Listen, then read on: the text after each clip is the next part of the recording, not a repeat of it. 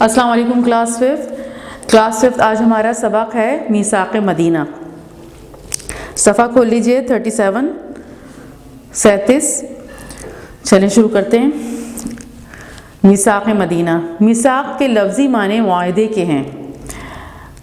میثاق مدینہ سے مراد وہ معاہدہ ہے جو آپ صلی اللہ علیہ وآلہ وسلم نے مدینہ منورہ تشریف لانے کے بعد مدینہ منورہ کی چھوٹی سی ریاست میں امن کے قیام اور اس کو مضبوط اور مستحکم بنانے کے لیے مسلمانوں، یہودیوں اور دیگر قبائل کے مابین کیا تھا۔ یعنی میثاق کے لفظی معنی کیا ہے؟ معاہدہ۔ معاہدہ کیا ہوتا ہے کہ اس میں بہت سارے لوگ مل کر کسی ایک بات پر متفق ہو جاتے ہیں اور اس میں جو لیڈر ہوتا ہے وہ بتا رہا ہوتا ہے کہ یہ باتیں ہمیں کرنی ہیں، اور سب جب اس پر راضی ہو جاتے ہیں تو وہ ان کے درمیان کیا ہو جاتا ہے؟ ایک معاہدہ کہلاتا ہے۔ یعنی اس میں 2 فریق بھی ہو سکتے ہیں اور 2 سے زیادہ بھی ہو سکتے ہیں۔ تو یہ جو میثاق مدینہ ہوا تھا اس میں کون کون شامل تھے؟ مسلمان شامل تھے، یہودی شامل تھے، اور مدینہ کے جو ارد گرد اور قبیلے تھے وہ سب شامل تھے۔ تو ان کے مابین یہ معاہدہ ہوا۔ مابین کا مطلب ہوتا ہے ان کے درمیان۔ یہ معاہدہ کیا ہوا تھا؟ مدینہ منورہ کی چھوٹی سی ریاست میں امن کے قیام کے لیے تھا یہ، اور اس کو امن کے قیام کو مضبوط اور مستحکم بنانا۔ یعنی مدینہ میں امن و امان رہے گا اور سب لوگ سکون اور اطمینان سے جو ہے وہ زندگی بسر کریں گے۔ رسول اللہ صلی اللہ علیہ وسلم جب مدینہ منورہ تشریف لائے تھے تو اس وقت مدینہ میں مہاجرین اور انصار کے 2 قبائل، اوس و خزرج، اور یہودیوں کے 3 قبائل، بنو قینقاع، بنو نذیر اور بنو قریظہ آباد تھے۔ ان کے علاوہ مدینہ منورہ کے آس پاس دوسرے قبائل بھی آباد تھے۔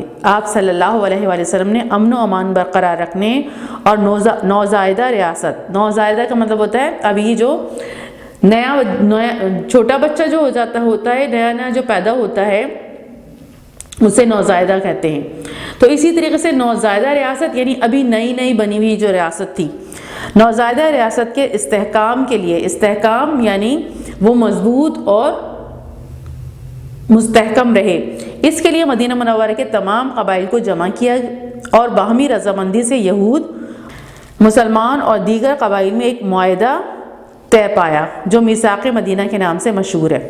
اب اس میں مسلمانوں میں کون سے تھے؟ کون لوگ تھے؟ مہاجرین اور انصار، یعنی جو مکہ سے ہجرت کر کے مدینہ آئے تھے وہ لوگ مسلمان تھے، وہ شامل تھے اس میں، اور انصار وہ لوگ جو مدینہ کے رہنے والے لوگ تھے اور وہ مشرک تھے، اور ان کے 2 قبیلے تھے جن کا نام کیا تھا؟ اوس اور خزرج۔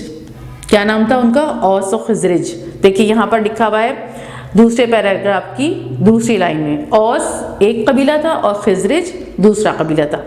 یہ مشرک تھے یعنی بت پرست تھے، اور یہودیوں کے 3 قبیلے تھے۔ وہ کون سے تھے؟ دیکھیں یہاں پر لکھا ہوا ہے دوسری لائن میں ہی، پہلے پیراگراف کی دوسری لائن میں، بنو قینقاع ایک قبیلہ کون سا تھا؟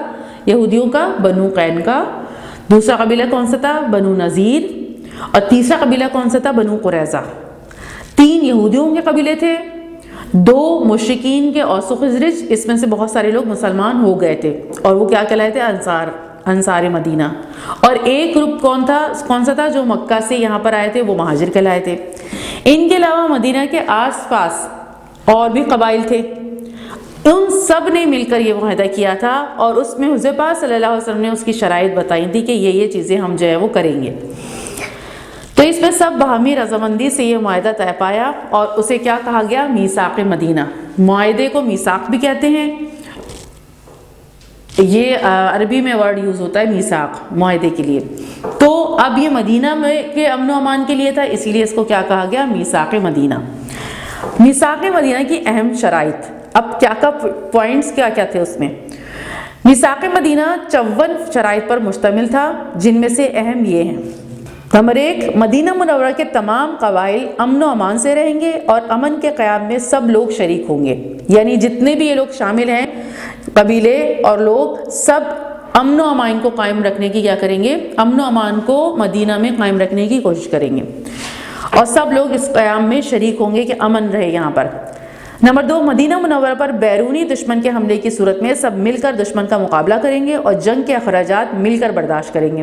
اگر بالفرض مدینہ پر حملہ ہوتا ہے، دشمن حملہ کرتا ہے مدینہ پر، تو اب سب مل کر اس دشمن سے مقابلہ کریں گے۔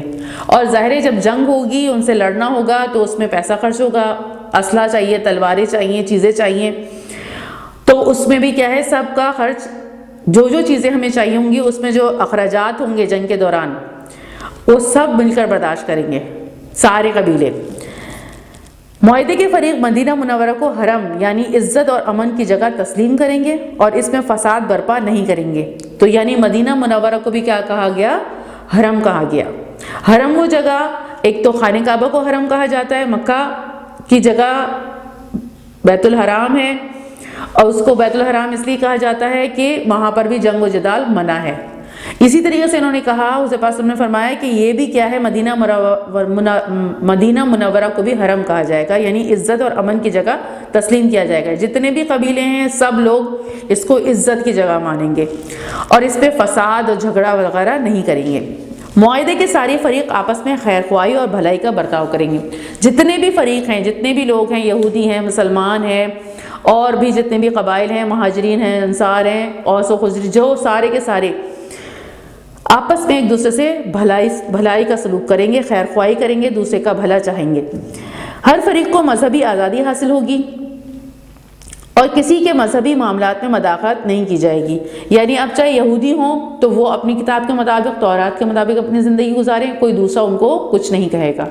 مسلمان قرآن کے مطابق زندگی گزاریں، وہ یہودی ان کے معاملات میں دخل اندازی نہیں کریں گے۔ اسی طریقے سے جو شرک پر ہیں وہ اپنے مطابق زندگی گزارے، ان کے معاملات میں جو ہے وہ کوئی بھی مداخلت نہیں کرے گا۔ سب اپنے اپنے مذہبی معاملات میں کیا ہیں، اپنی مرضی سے مذہبی معاملات میں سب اپنی مذہبی آزادی ان کی برقرار رہے گی۔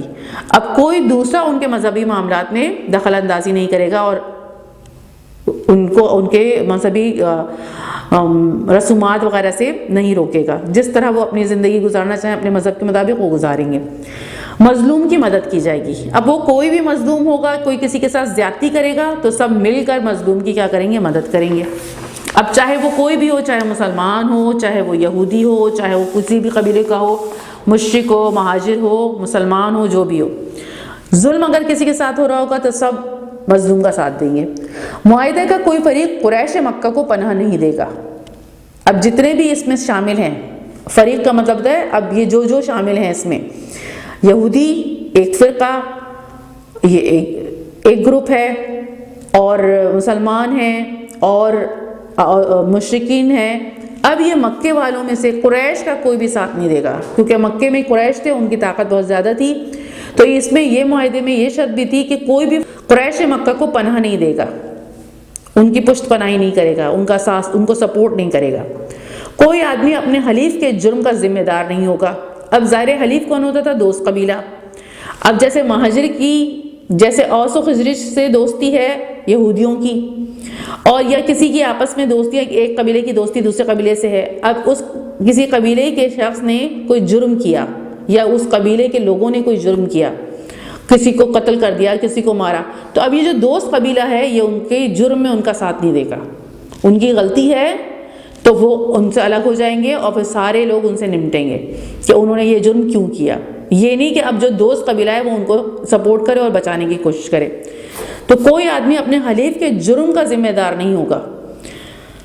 ہر فریق اپنے اندرونی اختلافات اور لڑائیوں سے نمٹے گا۔ یعنی اگر یہودیوں کے اندر کوئی آپس میں کوئی جھگڑا ہوتا ہے تو وہ آپس میں نمٹیں گے، مسلمانوں میں ہوتا ہے تو مسلمان آپس میں اس اختلافات کو اور لڑائیوں کو ختم کرنے کی کوشش کریں گے، یا اوس و خزرج میں ہوتا ہے تو وہ بھی کریں گے۔ تو یہ ہر فریق اپنے اندرونی معاملات میں، اندرونی اختلافات جو آپس کے ان کے اور لڑائیاں اس سے نمٹیں گے۔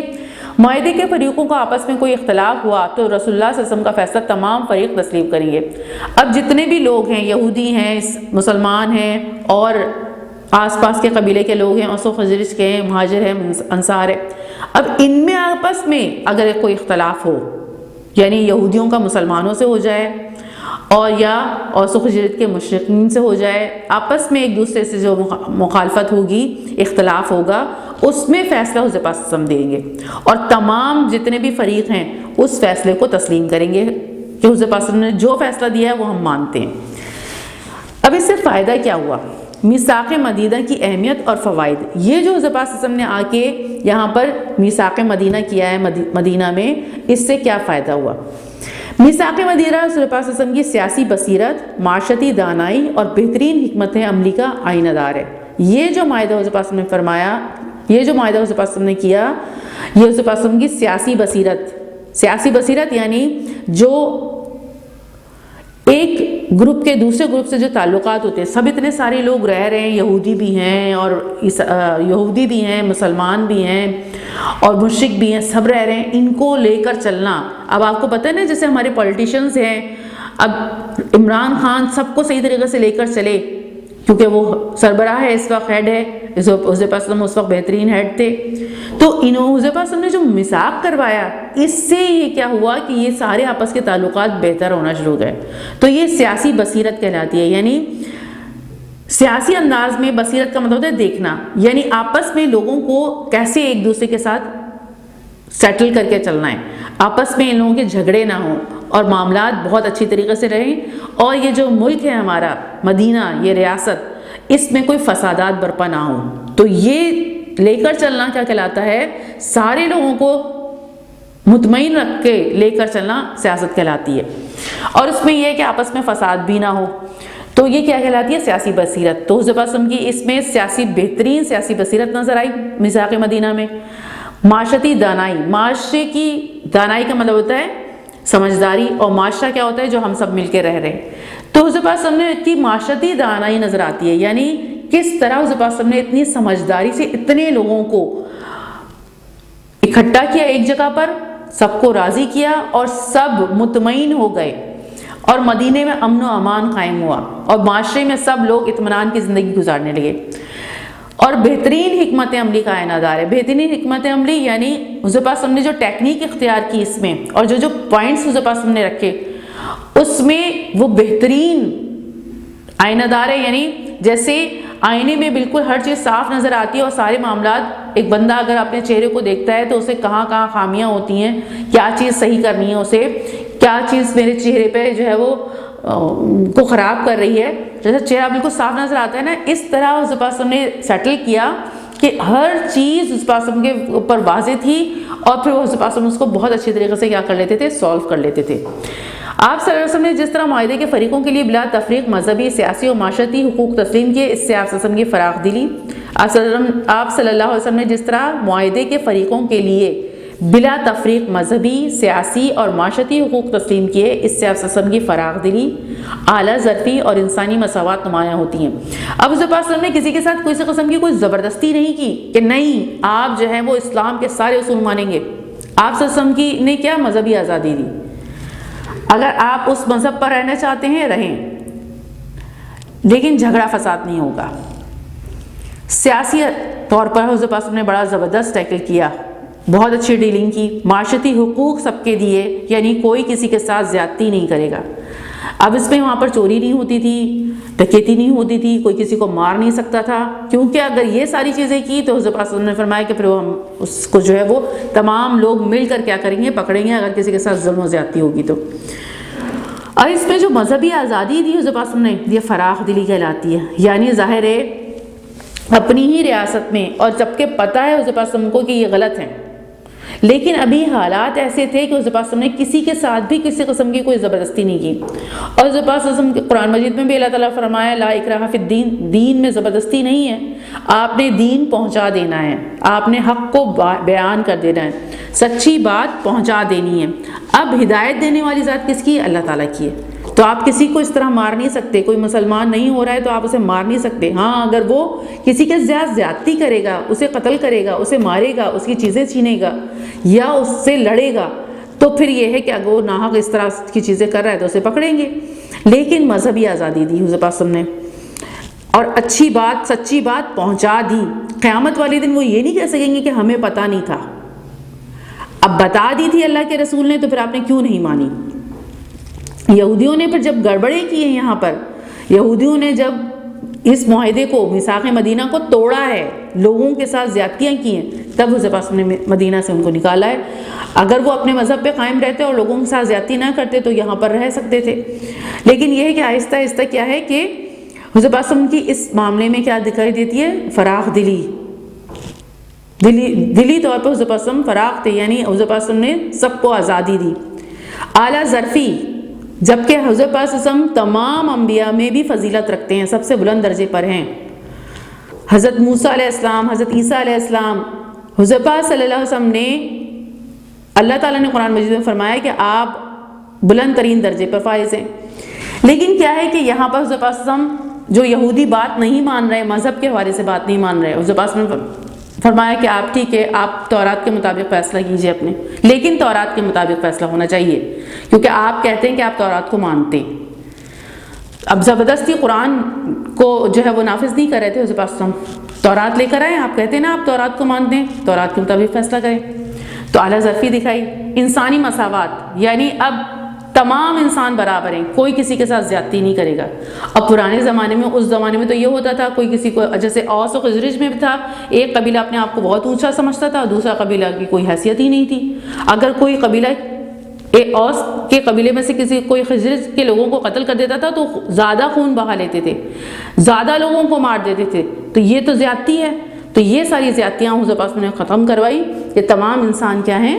برابر ہیں۔ آپ صلی اللہ علیہ وسلم سے پہلے تاریخ میں اس کی کوئی مثال نہیں ملتی۔ میثاق مدینہ عالمی امن اور بھائی چارہ قائم کرنے کے لیے ایک بہترین نمونہ ہے، یعنی اگر عالمی امن قائم کرنا ہے، یعنی پوری دنیا میں امن قائم کرنا ہے، تو میثاق مدینہ کو سامنے رکھنا ہوگا۔ اور اس میں جو حضور پاک صلی اللہ علیہ وسلم نے پوائنٹس بتائے ہیں، اگر اس پوائنٹس کو ہم لاگو کرتے ہیں اور پوری دنیا میں اس کو لے کر چلتے ہیں، پوری دنیا میں امن قائم ہو جائے گا، کوئی کسی کو ایک ساتھ زیادتی نہیں کرے گا۔ تو بہترین نمونہ ہے یہ۔ اس معاہدے سے متعدد فوائد حاصل ہوئے۔ کیا فائدے حاصل ہوئے؟ نمبر 1، اس معاہدے کی وجہ سے رسول پاک صلی اللہ علیہ وسلم مدینہ منورہ کی ریاست کے سربراہ بن گئے۔ اب یہ معاہدہ جو ہوا اور اس پہ سب راضی ہو گئے، تو یہ پوائنٹس کس نے دیے تھے؟ حضور پاک صلی اللہ علیہ وسلم نے دیے تھے۔ تو حضور پاک صلی اللہ علیہ وسلم مدینہ منورہ کی ریاست کے کیا بن گئے؟ سربراہ بن گئے، یعنی حکمران بن گئے۔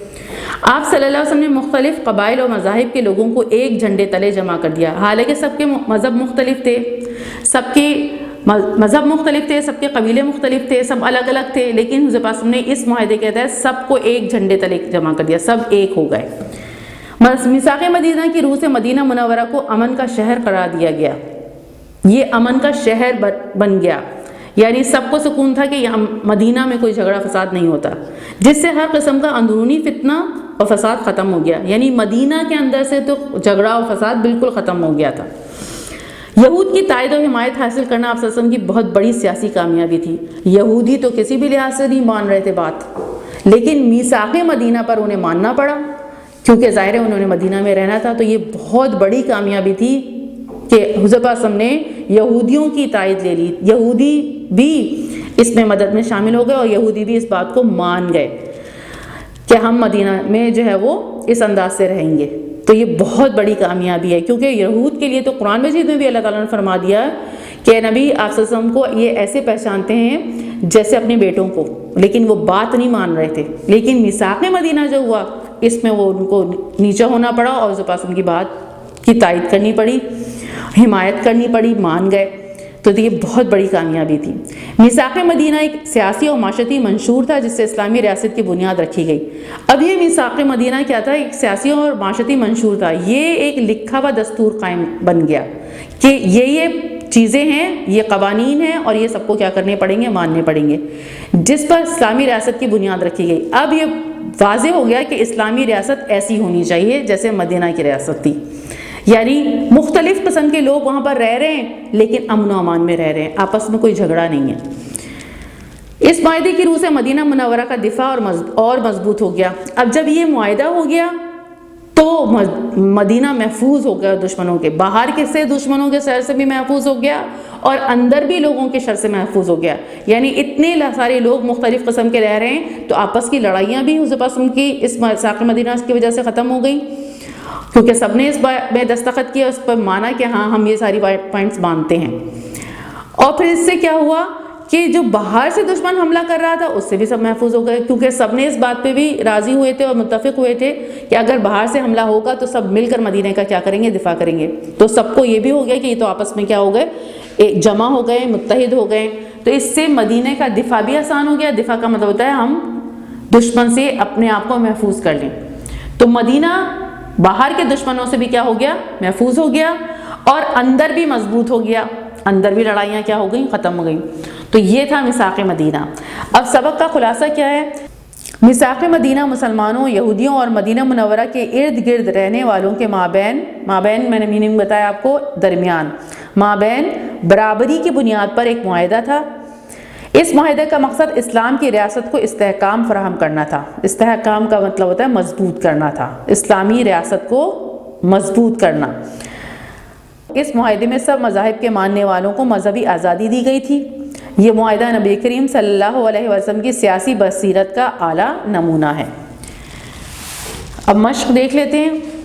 سوال نمبر 1 ہے، متنازع سوالات کے جوابات دیں۔ نمبر 1، میثاق مدینہ کا مطلب بیان کریں۔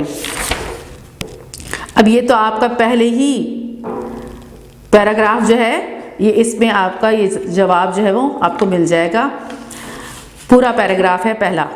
پھر اس کے بعد نمبر 2 کیا ہے؟ مدینہ منورہ میں یہودیوں کے کتنے قبائل آباد تھے؟ اب وہ آپ نے خود دیکھ کے لکھنے ہوں گے، کون کون سے قبائل تھے؟ یہودیوں کے۔ تو آپ نے جواب کیسے لکھنا ہے؟ مدینہ منورہ میں یہودیوں کے 3 قبائل تھے، اور پھر اس کے بعد ان کے نام لکھنے ہیں آپ نے۔ انصار کے کون کون سے قبائل تھے؟ انصار کے، اب یہ والا جو سیکنڈ پیراگراف ہے نا، اس میں اس کو آپ پڑھیں گے تو آپ کو اس کا جواب مل جائے گا۔ آپ نے وہاں پر لکھنا ہے انصار کے اب کتنے قبائل تھے وہ لکھنے ہوں گے، اور ان کے نام لکھنے ہوں گے۔ میثاق مدینہ کی کوئی بھی 5 شرائط لکھیں۔ اب میثاق مدینہ کی شرائط ہیڈنگ ڈالیے گا، اور اس میں سے کوئی بھی 5 شرائط آپ جو ہے وہ لکھ لیجیے گا۔ میثاق مدینہ کے کوئی بھی 3 فوائد تحریر کریں۔ میثاق مدینہ کے فوائد، اور کوئی بھی 3 فوائد جو ہے وہ آپ لکھ لیجیے گا۔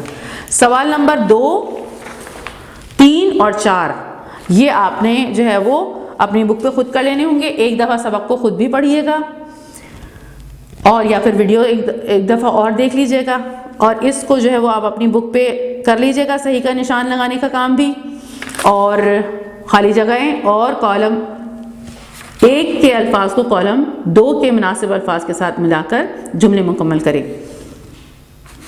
یہ آپ جو ہے وہ کر لیجیے گا۔ میثاق مدینہ کی اہمیت کے بارے میں تفصیل سے بتائیں۔ تو یہ تھا آپ کا سبق میثاق مدینہ۔ السلام علیکم ورحمۃ اللہ وبرکاتہ۔